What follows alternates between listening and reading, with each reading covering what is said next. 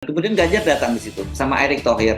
Wah, ini menarik ya datangnya sama Zulkifli Hasan, dan kemudian di situ mendeklarasikan yang disebutnya mendeklarasikan Ganjar Pranowo, meskipun Ganjar Pranowo masih malu-malu, dan kemudian Zul menyatakan akan dibawa ini ke KIB. Tapi Golkar udah bilang bahwa belum ada ngomongin soal ini. Nah, ini yang menarik nih. Ya, kalau deklarasi PAN mendukung Ganjar itu biasa aja. Yang luar biasa ada Erick Thohir di situ.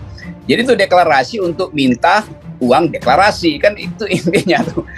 Jadi buat saya, di mana ada Erick Thohir ya pasti orang akan deklarasi karena dapat uang kan.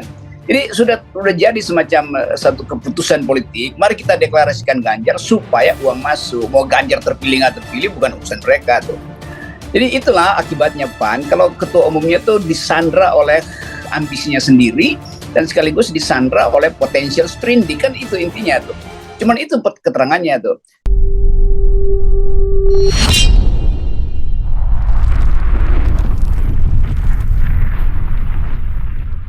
Partai Amanat Nasional pada akhirnya akan mendukung Profesor Dr. Anies Baswedan sebagai Capres Republik Indonesia.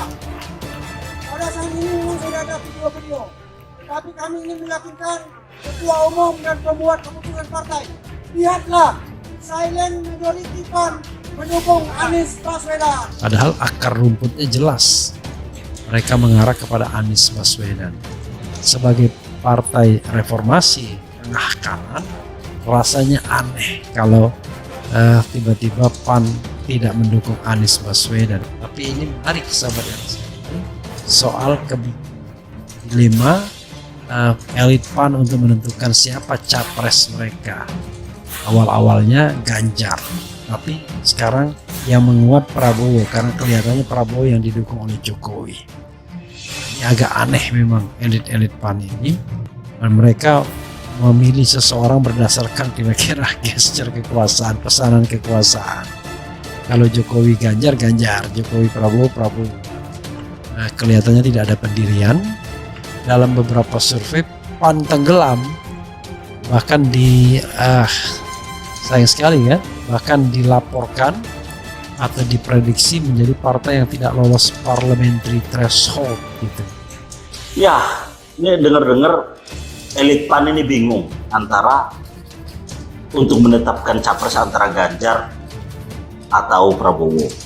Nah, padahal kalau melihat realitas pemilih PAN yang tergambar melalui survei-survei yang telah dilakukan dan kita lihat semua, bahwa mayoritas pemilih PAN ini telah menetapkan keputusannya untuk Capres 2024.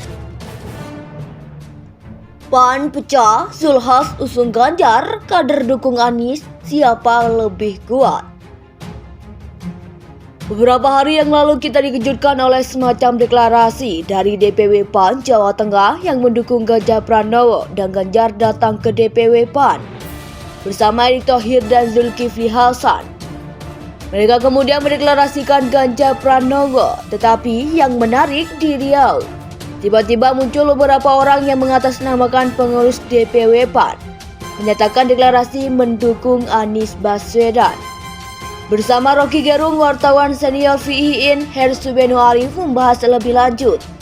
Hal tersebut dalam kanal YouTube Rocky Gerung Official edisi Senin, 5 Desember 2022.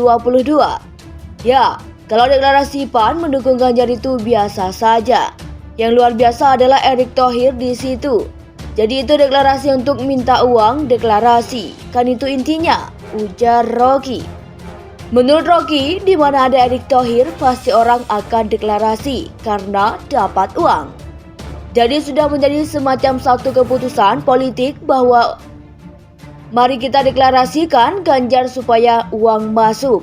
Masalah Ganjar mau terpilih atau tidak bukan urusan mereka.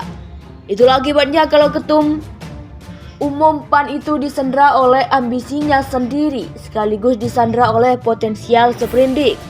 Sebetulnya menurut Rocky tidak ada gunanya PAN datang mendeklarasikan Ganjar kalau bukan karena uang.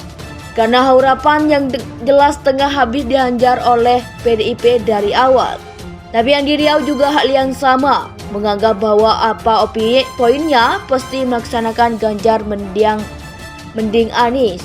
Jadi lebih autentik orang yang di Riau yang menganggap bahwa mereka ingin supaya Pak Zulhas yang jadi presiden. Tetapi Zulhas memilih Ganjar. Jadi buat apa kemarin ada Munaker, Munas dan segala macam di PAN dan memastikan calon presiden tapi ketuanya sendiri takut untuk maju. Dan ketuanya sendiri kemudian merasa lebih baik dapat uang daripada dapat penalti KPK. Kira-kira begitu, ujar Rocky. Kalau tidak, orang akan menganggap bahwa kalian bermain di atas panggung tapi di bawah meja menjadi tukar menukar amplop. Demikian juga Anies. Anies harusnya terang-terangan saja kalau Nasdem tidak mau keluar dari kabinet. Dia jangan mau jadi calon presiden yang separuh.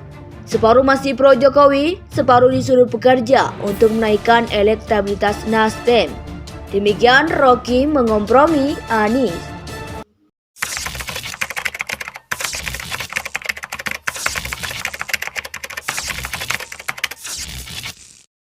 Mereka telah memilih Anies Baswedan.